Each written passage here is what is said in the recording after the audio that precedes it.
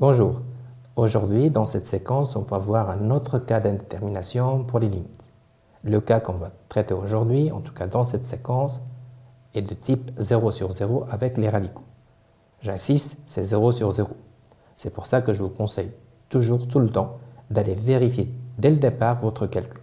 Si on trouve autre chose que 0 sur 0, bien évidemment, on n'aura pas besoin de technique pour lever l'indétermination. Alors, je prends 5 exemples sur lesquels je vais quand même me focaliser pour cette séquence. Pour ce premier exemple, je prends la limite quand x tend vers 0 à gauche.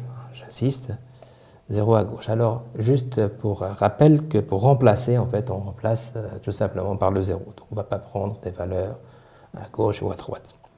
Bon, quand on remplace, ça donne 0 sur 0, une forme indéterminée.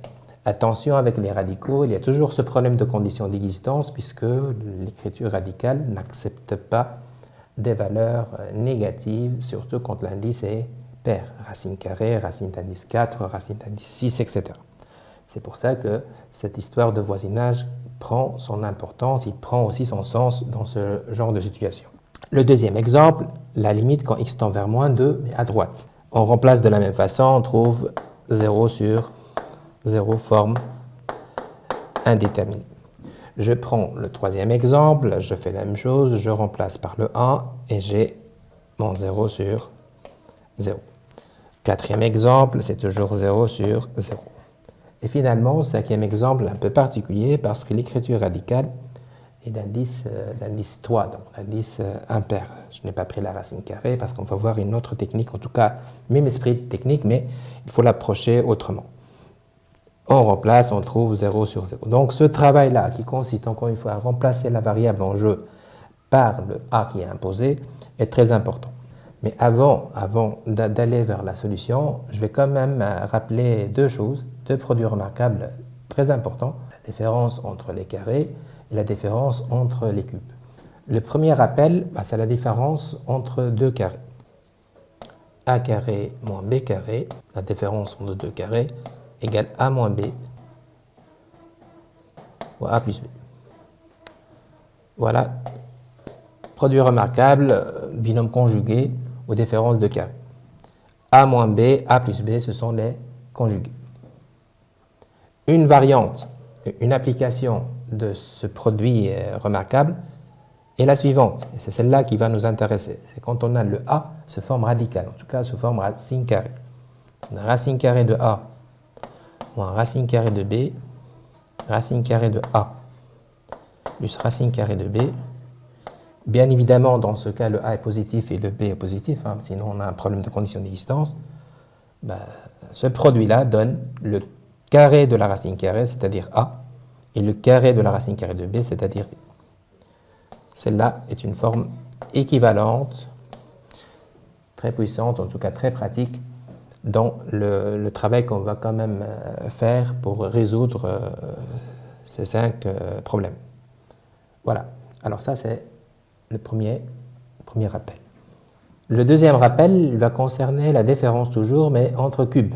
A cube moins B cube, ça donne A moins B,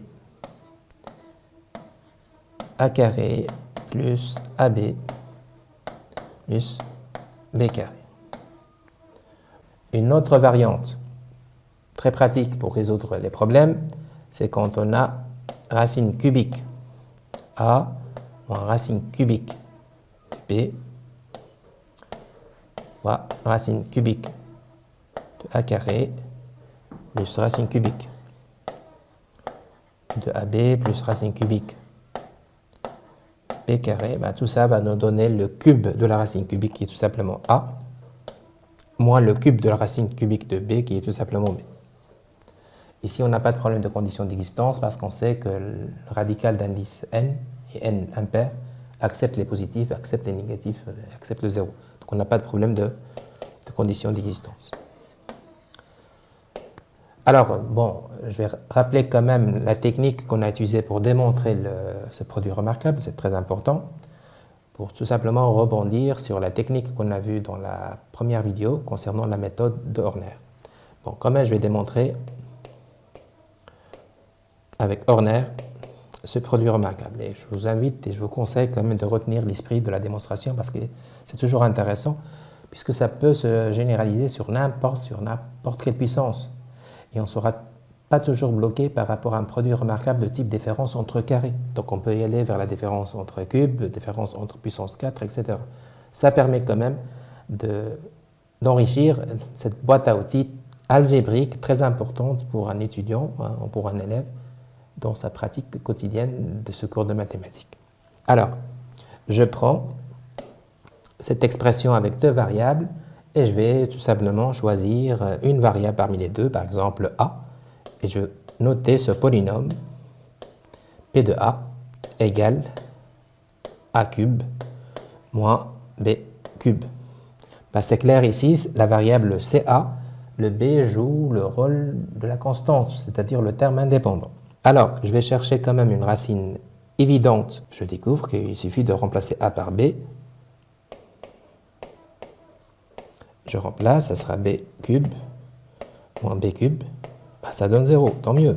On a une racine évidente qui est b. Voilà un polynôme de troisième degré. La variable, je répète, c'est a, qui a une racine évidente qui est b. Bien sûr, ici, le polynôme n'est pas complet, donc on peut le compléter par des zéros, ce qui donne a puissance 3. Il n'y a rien pour a carré, donc c'est 0 a carré plus 0 a, moins le terme indépendant qui est tout simplement moins b3. C'est ce cadre-là qui va être pratique pour Horner.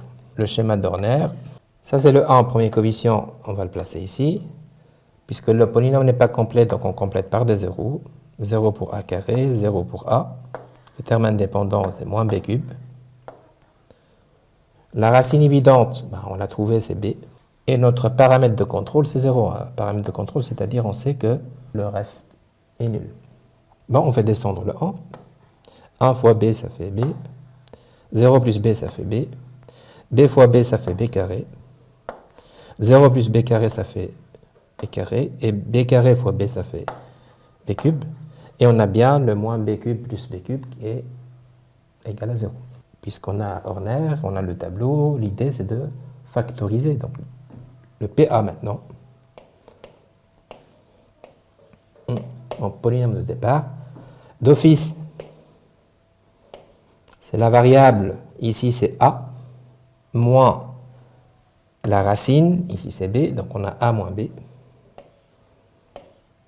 Et qu'est-ce qu'il va faire Horner? Il va prendre ce niveau-là, il va descendre d'une unité, d'un degré. Donc le a sera associé à a carré, puisqu'on descend d'un degré, a carré, plus le b fois a, qui est tout simplement ab, plus le terme indépendant qui est b carré. Et c'est fantastique puisqu'on reconnaît ici tout simplement le produit remarquable de départ. Alors, vous avez bien vu que la démonstration n'est pas vraiment compliquée et ça nous permet d'aller vers des puissances de n'importe quel degré. C'est ça quand même l'intérêt. A4 moins B4, ça sera le même procédé, c'est-à-dire un polynôme en A4 et la racine sera toujours la même, c'est-à-dire B.